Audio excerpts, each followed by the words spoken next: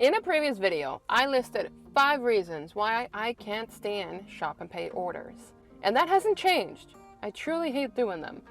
But I have also talked in previous videos upon why you should do shop and pay orders as a gig worker if you want to secure more money.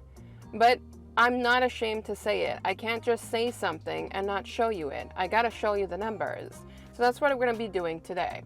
Now I will be saying this. Instacart, I am not referencing at all throughout this video. This one's about Uber Eats Shop and Pay because apparently Instacart likes to give me trashy orders, trashy pay, and the same thing for many of you lovelies.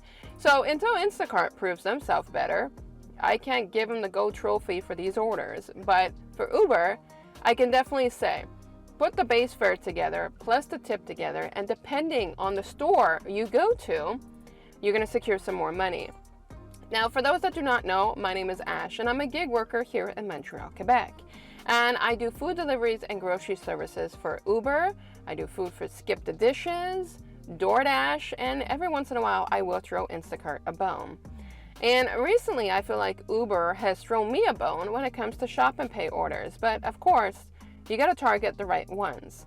Now for shop and pay orders, I don't just say take any shop and pay orders.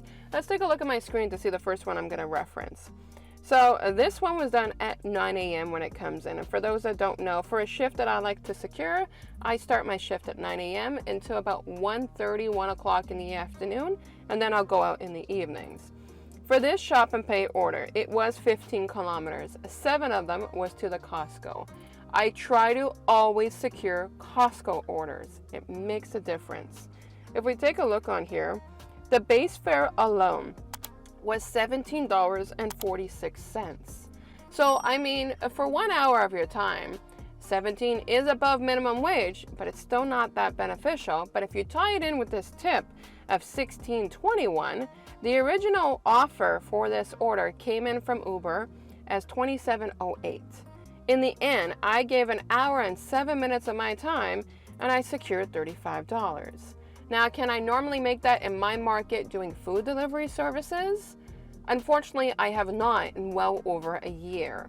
I can definitely average about $25 an hour doing food deliveries in my area, but $35 for the hour is not something I can get.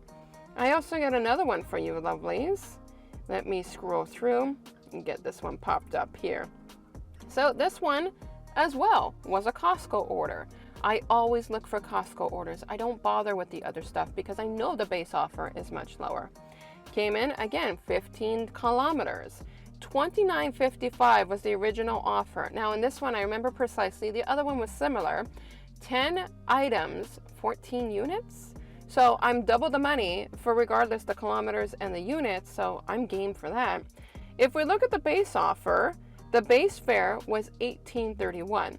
So again, anytime you're securing something over, I don't know, minimum wage, and you know for a fact that you're going to get this done in a timely fashion, and you already see that it's coming at $29, you know that the base fare and the tip are going to be a good combination. Now, if you notice here on the tip, I mean, this is what we call a unicorn order. I got a $43.74 tip for a total of $65.29 for 1 hour and 18 minutes of my time. I'm not going to get that doing food delivery services. I can't secure that. So the only way I'm able to secure that is taking a risk of saying, screw this, I'm going to put on shop and pay orders and do them in between. The time that this one came in for, what was it? 10:36 a.m. So a lot of my shop and pay orders are done before the lunchtime shift. And then by lunchtime, I could do food delivery services because those pick up more, let's face it, and secure more of an income. If I'm not doing shop and pay orders in my market, I'm not benefiting financially speaking, even if I hate shop and pay orders. There are some fantastic orders out there. And if you want my tip on it, when it comes to doing shop and pay orders, there's a few things you need to look at. One is the distance to the dollar. I try to make sure that for the distance, let's say for example 15 kilometers, I'm not going to feel comfortable with anything under $20 when it comes to 15 kilometers, but that also depends on the items and units.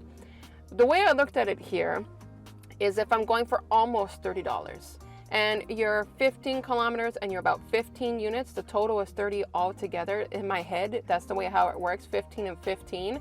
Regardless if it's kilometers or if it's just items, it equals up to basically $1 per whichever one that I'm doing. So in my head, that's good enough for me to go out and do that order. If it's less than that, I won't do it.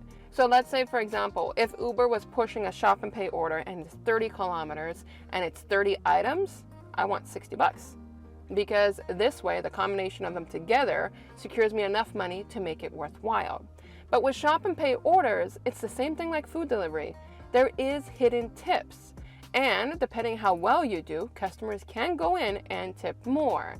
So no matter what, even though I hate doing shop and pay orders, I'm always going to suggest it. If you want to make more money doing food delivery services, you might want to start doing some shop and pay orders.